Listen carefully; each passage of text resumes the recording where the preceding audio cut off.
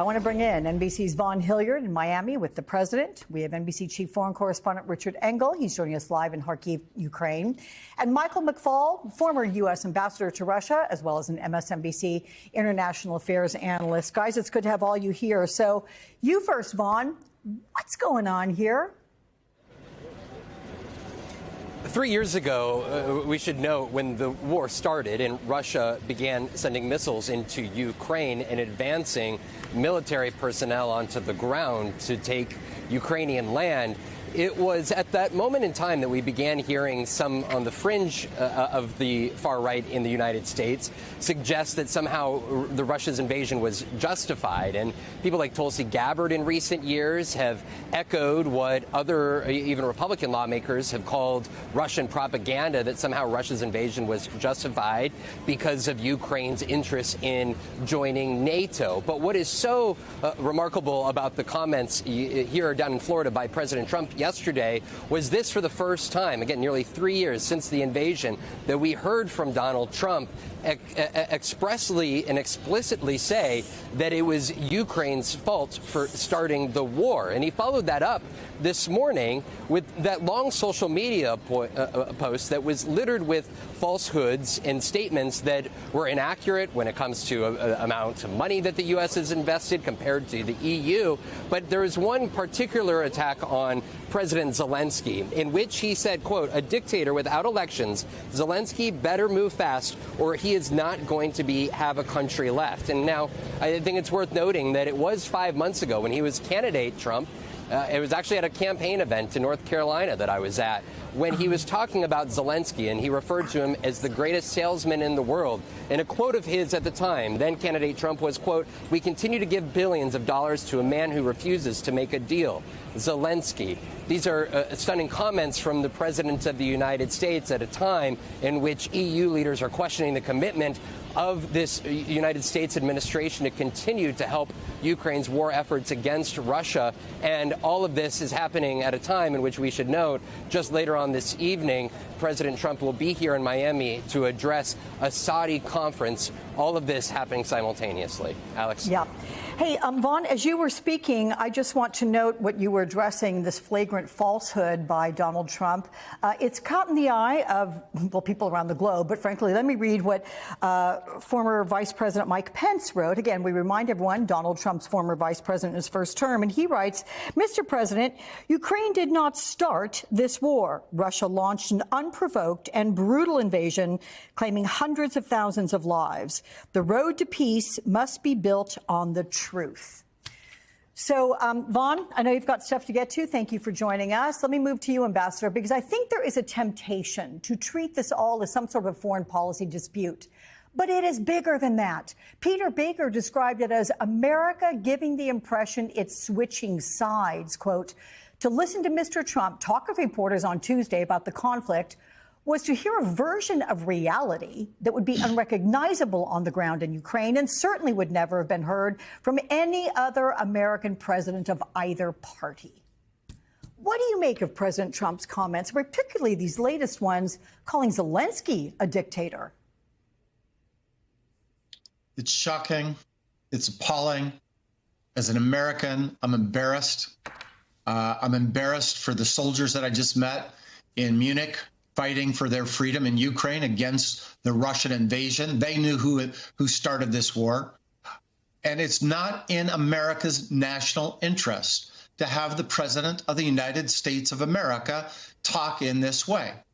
This weakens us, not just in Europe, around the world. Everybody is looking at the president thinking he's flipping sides, just like you said. My next book coming out in the fall is called Autocrats versus Democrats.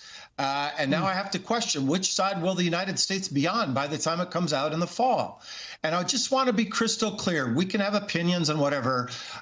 President Trump says falsehoods all the time. But when it damages America's reputation in the world, this is a really serious matter.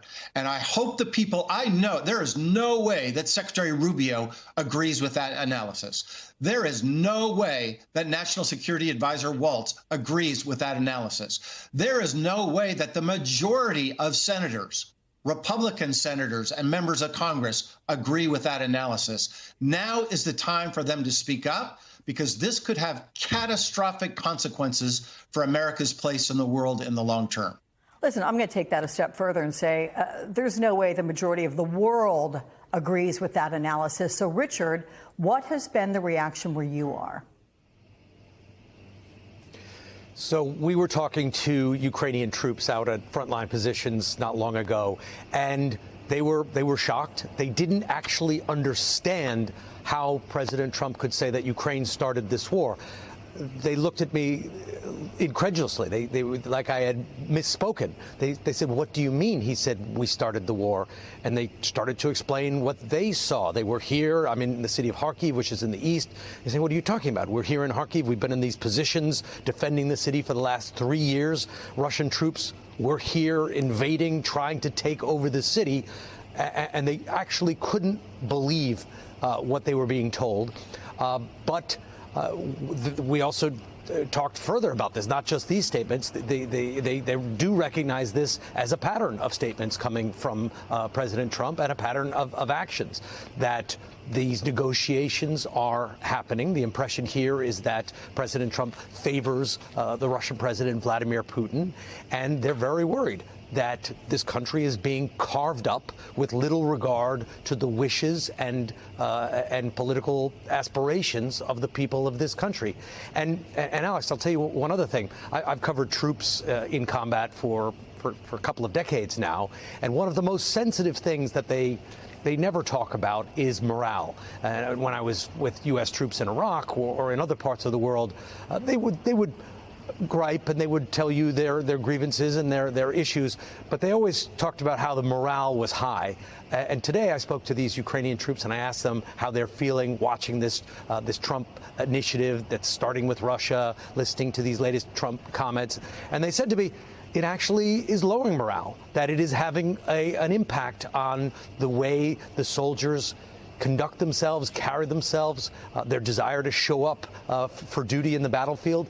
And that is a real impact when you have the president's comments lowering morale of a fighting force that is supposed to be your ally. That is a major issue, and certainly a major change. I think you described it earlier as a 180-degree change.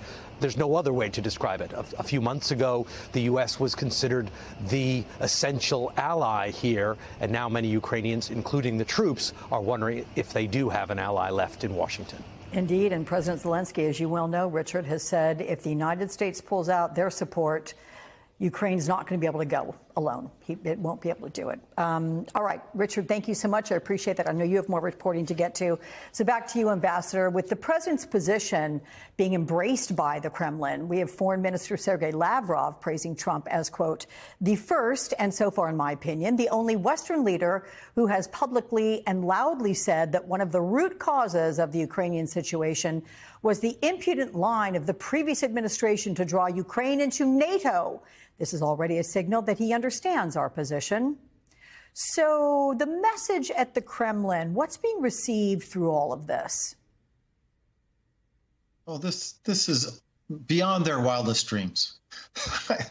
I mean, I think they assumed that there was going to be some pressure for negotiations with the election of President Trump. I know the Ukrainians assumed that too. And they were all ready for it, both sides. What I think they did not assume is that the Trump administration would, even before negotiations have started, would signal to the Kremlin that they're willing to give them everything that they wanted at the very beginning of the war. Remember what Putin said. He said, we're invading to liberate these territories. The Trump administration has said Ukraine has to give them territories. He said, we want neutrality. We don't want Ukraine in NATO. The Trump administration has already said that. The Trump administration has talked about lifting sanctions.